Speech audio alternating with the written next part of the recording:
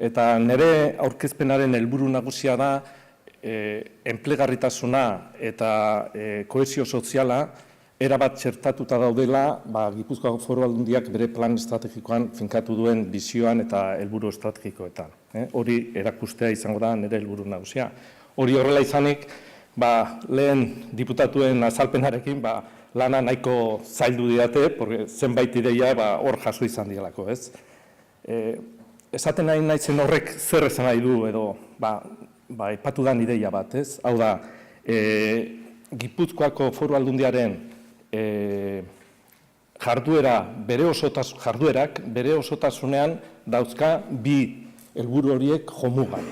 Hau da, enplegarritasuna eta kohesio soziala. Alegia, ez dela Gizarte Politikako Departamentuaren zeregin bat, edo sustapen ekonomikoaren zeregin bat. Baizik eta diputazio osoaren jarduerak, modu batean edo bestean, helburu horien atzetik joan behar dela. Hori horrela izanik, nire aurkezpena izango da ikuspegi orokor bat ematea. Eta ez naiz hartuko zenbat xehetasunetan, neurri batean, Joseba Amandarainek sustapen ekonomikoaren ikuspegia azalduko duelako, eta Belen Larrion berak gizarte politikakoaren ikuspegia. Esan bezala, ikuspegi hori emateko nire aurkezpenean jasoko ditu, bi parte izango ditu, eta lehenengoan, kudeaketa plan estrategikoaren bizioa eta helburu estrategikoaren inguruko azalpena edo azterketa egingo dut, eta ondorenen bizio hori eta helburu hori lortzeko zenbait lan ildoen azalpen modu garinean baldin bada ere egingo dut. Gipuzkoako Foru Aldundiaren legegintzaldi hasieran plan estrategikoa finkatzeko zenbait elementu kontutan izan zituen, ez? Horien artean, gobernu koalizioaren programa, noski, gero Gipuzkoako lurraldetik gorago dauden beste erakundeen planak, hala nola Europar Batasuneko 2020 estrategia, eta horri lotuta Eusko Jaurlaritzak finkatutako RIS3 estrategia bera ere, ez? Horrekin batera, kontutan izan genduen, Gipuzkoa lurraldearen konjuntura zein zen aztertzea, eta baita ere Gipuzkoa Foru Aldundiaren indarguneak eta ibilbidea kontuan izan ziren, ez? Hori kontutan edukita, kudeaketa plan estrategikoa onartu zen irailaren 30ean, eta bere ezagorri nagusiak edo elementu nagusiak alde batetik izan ditzake, ez dakit.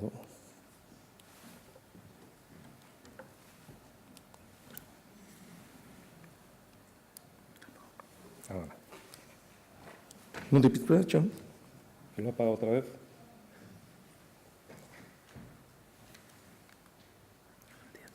Sí, es que lo ha apagado. Bueno, jarrita dugu euskarako bertsioa. Igual gaztelerakoa, berdin du. Jarrita neukan gaztelerako bertsioa, nire azalpena euskaraz egingo dualako, baina, plan estrategikoak orduan bizio bat finkatu du, eta lehen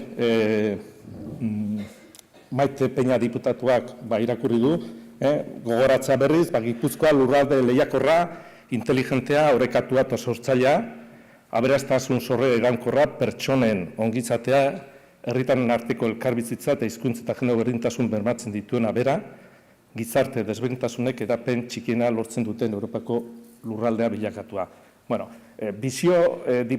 Plan estrategikoaren bizioak bikoitza da, alde batetik hau da Gipuzkoaren ikuspegia, eta beste alde batetik dago Foru Aldundiaren ikuspegia. Hau baztertu ingo dugu gaurko azalpenean, gehien bat, erakundari barrura begira, zer nolako Foru Aldundia ikusten dugu datorren 10 urtetan. Gehien bat, bizionek lantzen duena da, gobernantza onaren estrategian sakontzea, diputazioaren jarduera alden eraginkorrena izan dadin, ez? Orduan, ikuspegi hau ez dugu aztertuko, eta konturatzen zareten bezala, emandako bizio horretan, bi elementu jasotzen ditu, bete-betean, alde batetik, Gipuzkoa eremu lehiakor batean bilakatzea, eta beste alde batetik, beste elementua nagusiki, ponentzi bera jasotzen duena, ez? Gipuzkoa lurralde desberdintasun gutxien duen lurraldean bilakatza, ez? Bai, genero ikuspegi ezberdinetatik, genero ikuspegitik, hizkuntz ikuspegitik edo ikuspegi sozial edo errenta mailaren aldetik. Orduan, bizioak garbi bi elementu hori jasotzen ditu, beraz, hasieran esaten nuena, kohesio sozialarena modu esplizituan dago bizioan jasota, enplegagarritasunarena modu zeharkakoan, lehiakortasun hori lantzerakoan, neurri batean enplegagarritasuna landu beharko delako. Zeintzuk bizio hori izanik, zeintzuk izan zian, finkatu zian helburu estrategikoak. Lehenengo eta behin ikusi behar da, zein egoeratan genden 2015ko uztailean. Krisi latz baten irteeran genduela zirudien, ikusten ziren aztarnak edo zantzuak, errekuperazio baten hasieran egon gintezken zantzuak, eta baina ondoriak latzak izan ziren. Beste datu batzuen artean, 30.000 lanpostu galdu izan ziren 6 urtetan, horietakoak 23.000 industrian galdutakoak, eta 23.000 horiek suposatzen du gutxi gora bera zeuden lanposturen laurdena galtzea, eta egoera horren aurrean, Ainhoak esan duen bezala, plana finkatzerakoan ekonomiari ematzaion bere biziko indarra, eta horregatik lehenengo helburua izango litzeke ekonomiaren errekuperazio finkatzea. Apuntalatzea, hasietako horretan diputazioak lagundu inbartzuelako.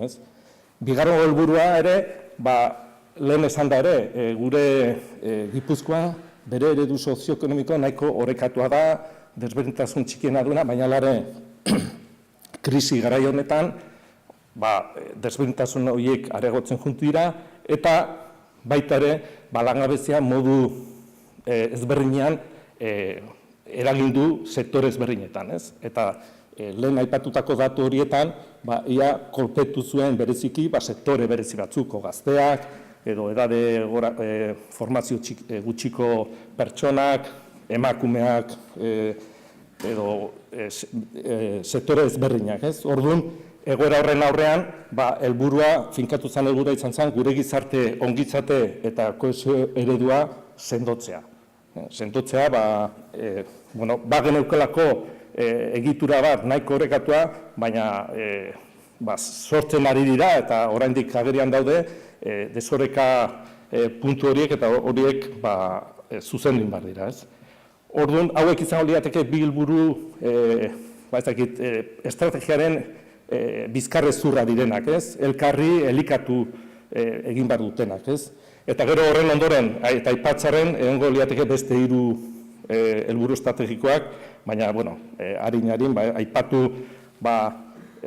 koalizio gobernaren akordio horretan, hainbat urtetan, zenbait proiektu burutu gabe egon zirenez, konpromiso hori hartu zen, infrastruktura horiek burutzea. Orduan, 3. helburu, nahiko helburu konjunturala da, laugarrena zeharkako helburu bada, hau da, egin behar duguna bezain importantea da nola egingo dugun, eta orduan gobernuaren berrasmatzea edo egin bartzan, edo gobernantza honaren estrategia hori horretan sakondu, eta noski, hainbat urtetan violentzia egoera baten ondorenean, zauri horiek pixkat josten juteko, herritaren arteko elkarriz bizitza finkatzea finkatu zen helburu bezala.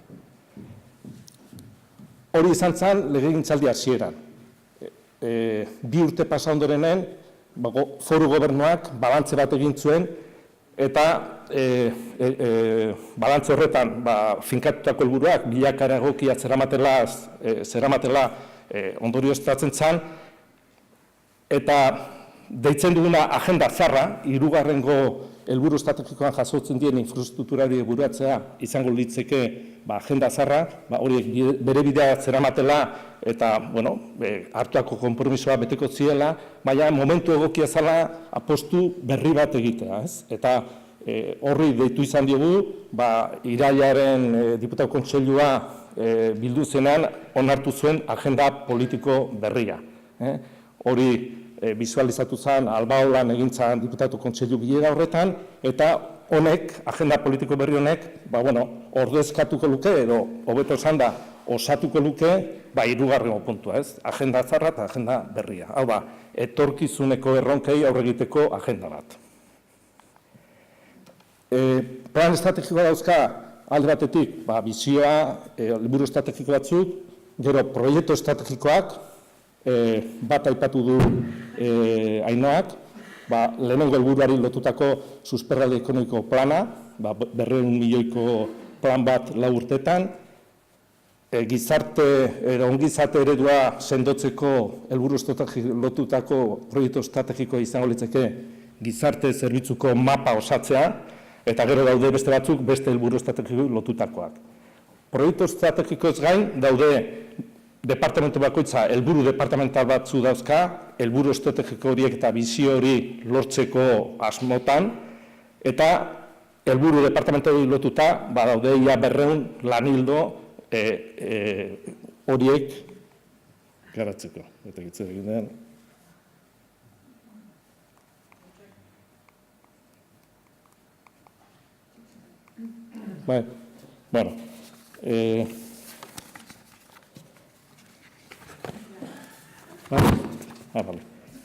Gero aipatutakoa ez, gero horietako batzuk modu harinean aztertuko ditut, edo aipatuko ditut, eta horietik aparte egin behar duguna, betzen importantea esan dudan bezala da, nola egingo dugun, ez? Eta orduan apostu sendo bat egon da, gobernu honetan, gobernantza irekia eta lankidetzazkoa bultzatzekoa, ez? Eta, etorkizuna eraikiz izango litzeke estrategia horretan, ekimen edo egitasmorik importantena, ez? Eta baita ere, eta gero hontan pixkat arituko naiz, modu operatibo batean, beste apostu sendo bat egin zuen gobernuak, eta izan zen, aurrekontua emaitzetara bideratuta egota edo helburutara bideratuta, ez? Eta honek ere, lerrokatzeko plan ezberdinak eta bere sendotasuna du, baina, gero honetaz pixkat arituko naiz. Hori izanik marko orokorra, zenbait datu aipatuko azertuko ditugu, ikusteko Europarekiko nun gauden kokatuta, ez?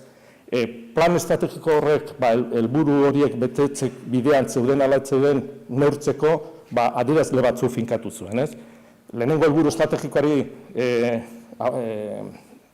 ekonomiaren errekuperazio finkatzeari lotutako adierazlea izango litzeke langabezia murriztea, eta lehen aipatu datua plana egintzan momentuan langabezi tasa Gipuzkoan Eustaten datuekin 12,7% da, eta azkeneko neurketan 9,1%-etara pasatu da.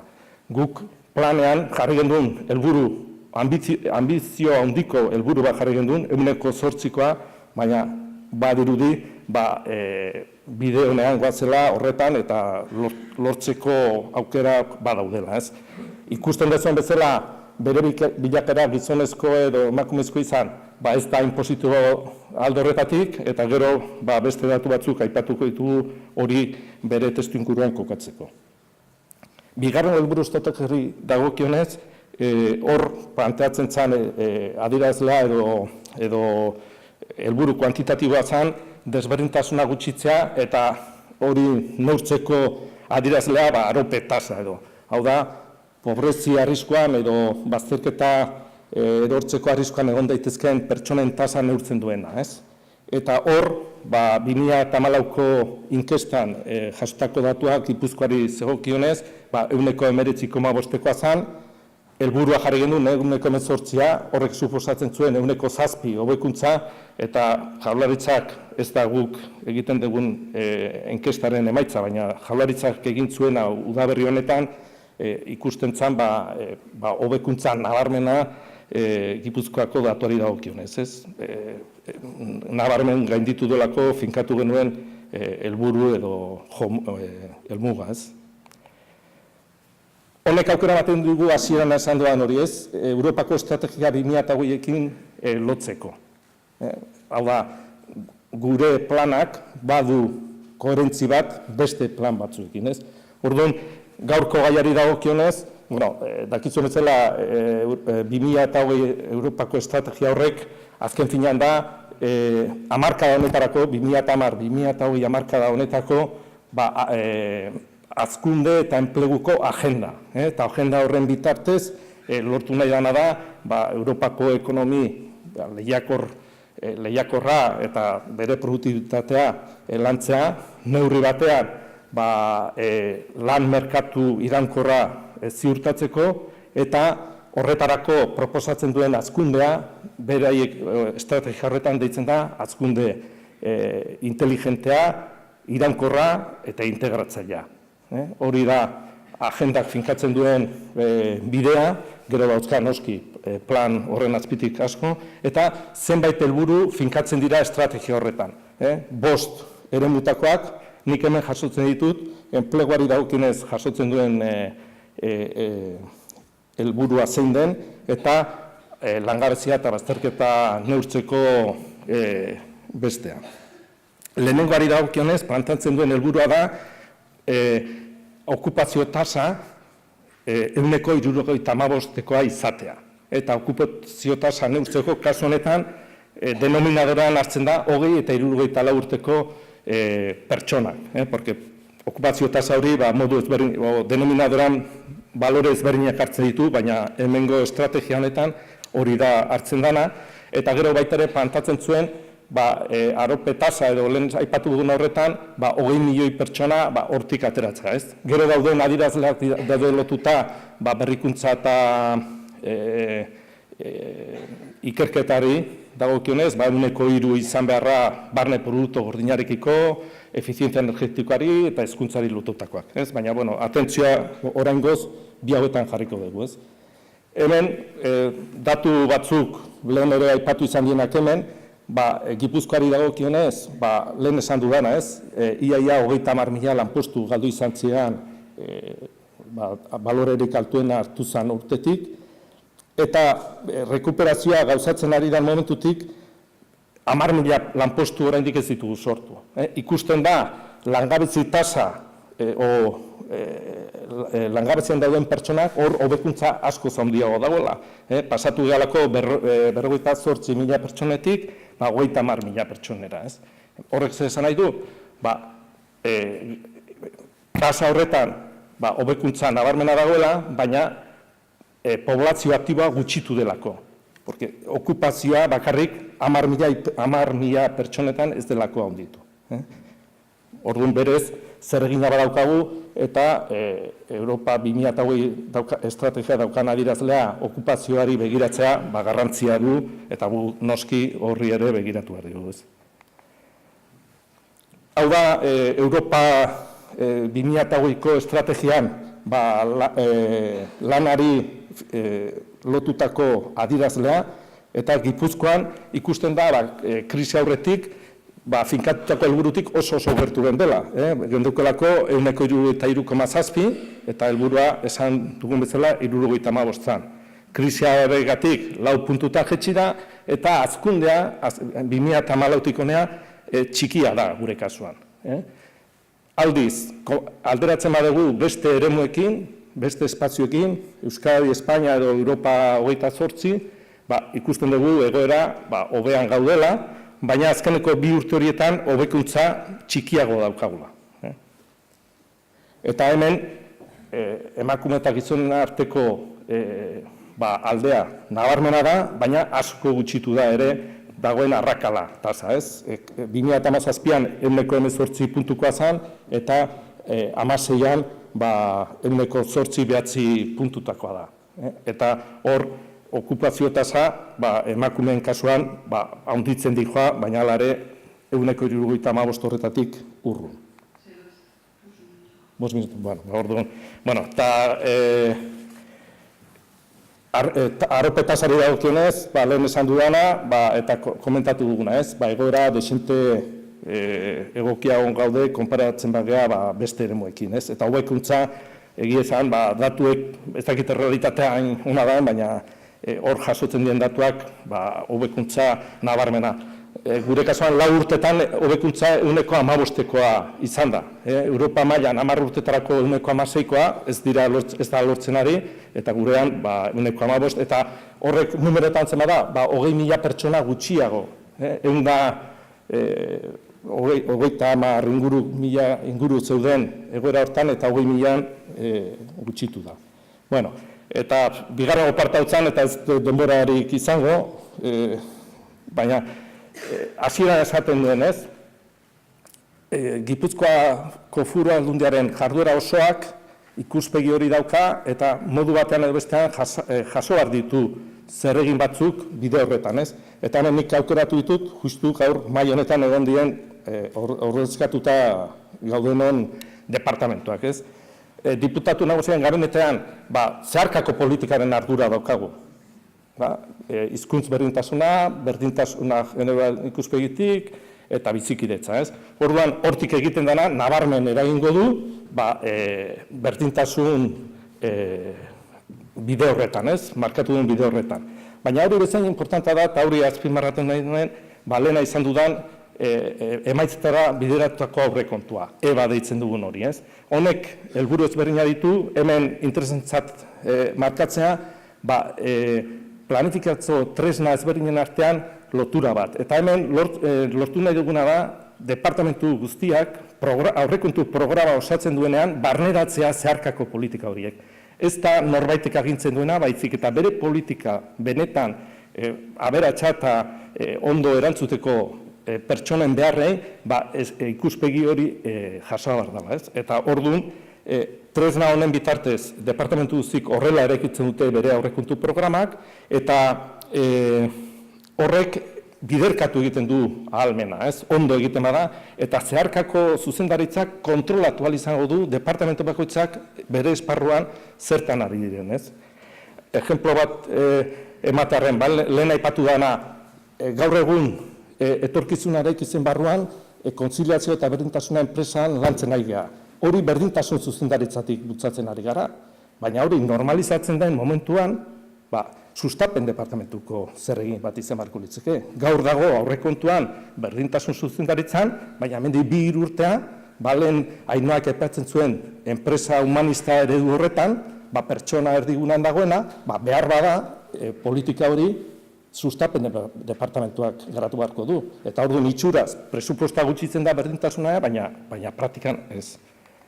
Bueno, honetaz ez dut zer esango, porque justu Ainoa estrategia jaso du, eta denboraz ez daukalako.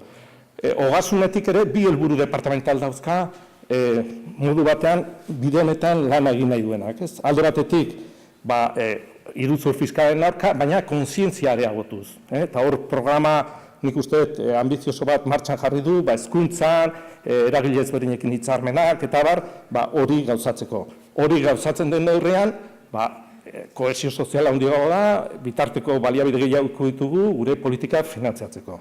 Gero beste helburu bat dauka ogasunak esaten duena, zerga sistema erabiliko duela desberdintasuna txikitzeko, ez? O gutxitzeko. Eta horretarako, dispersio indizea gutxitzea plantatzen du helburu bezala. Azkenik, egongo litzake gizarte politikakoak, eta da Elkarrekin programa, eta nik aipatzea 2 adibide. Gehiago aritzea gustako litzake gai honetan, baina, alde batetik, etorkizuna eraikitzen barruan, eta kasu honetan Elkarrekin ekimen badago, gazteon sarelan. Esperientzia piloto bat, eta hori agenda politiko berrian dago. Agenda politiko berrian dauzka 5 proiektu estrategiko eta 10 experimental. Horietako bada Elkarrekin programakoa. Hau da, egoera ahulean dauden gaztei, 17 eta 20 urtekoei, esperientzia piloto bat martxan jarriko da, gaur egun diseinu fasean dago, eta datorren urtean emango zaie, Belenek asko zegoa dakionetaz, laguntza personala, psikosoziala, hezkuntza arlokoa, lanerako ibilbidea modu pertsonalan, eta baliabide komunitarioak ere pertsona horiei laguntzeko, eta baita ere pisuak edo jarriko dira horretan, ez? Hori da, adibide bat, eta hori etorkizuna ikizen barruan, eta kasu honetan Elkarrekin programaren barruan. Eta bigarrengo adibidea, eta honekin bukatuko nuke, izango litzeke beti gora etorri da zerbait, ez? Hemen Debagoienako ordezkari badago, garapen agentziko ordezkari dago, eta Debagoiena eta DBGesak aurkeztu zuten gure deialdi irekian, etorkizunarekiz deialdi irekian, hau da, eragileek plantatu ditzaten bere proiektu berritzaileak eta horretan, egin zuen proiektu bat aurkeztu, justu, hasteko, bailarako zer nolako diagnostikoa egin, ondo aztertu, ikuspegi formatibotik ere aztertu zer nolako eskaintza eman daitezkeen, eta gero horren ondoren aktibatu interbentzio bat, ez? Edo bentsat sare bat formazioa eta beharrei erantzuteko sare bat osatzen juteko. Bueno, horrekin, nik uste, ze gertatu da horrekin? Hori beti gora aurkeztako programa bat izan da, eta orain guk garapen agentzi guztiekin daukagun hitzarmenean lan ildo hori sartu dugu behar aztertzeko beste eskualdetan nola garatu daiteke. Orduan, nik uste hemen eta elkarlana oinarrian dago proiektu honetan. Hau da, eragile ezberdinak, lanbidetik hasi, diputazioa, formazio zentroak, eta orduan nik uste adibide egokia dela honetarako. Eta bukatzeko hori, diputazioak apostu sendo bat egin duela, enplegarritasuna eta kohesio soziala lortzeko, bai islatzen dana bizioan, islatzen dana elkarrekin programan, eta baita ere gobernantza ereduan, hau da, etorkizuna erekiz ereduan. Eta barkatu denbora. Mila esker, harretagatik.